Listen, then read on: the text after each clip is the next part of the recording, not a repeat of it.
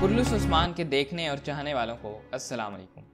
नाजरीन, कुर्लुस उस्मान सीरीज की शुरुआत से ही मद्दार दिलरिस अर्तुगरुल में मौजूद पुराने किरदारों की वापसी का इंतजार कर रहे हैं। इलबिलगे खातून, जिनका किरदार अर्तुगरुल गाजी के 5वें सीजन में अर्तुगरुल गाजी के बीवी के तौर पर देखने को मिला था, क्या वो कुर्लुस उस्मान सीरीज का हिस्सा बनने जा रही हैं? तो नाज़रीन, अगर तारीख के हवाले से बात की जाए तो अर्तुगरुल गाजी की दूसरी शादी के कोई शवाहिद नहीं मिलते, और अगर कुर्लुस उस्मान में इलबिलगे खातून की वापसी की बात करें तो इस वापसी के इम्कानात भी ना होने के बराबर हैं।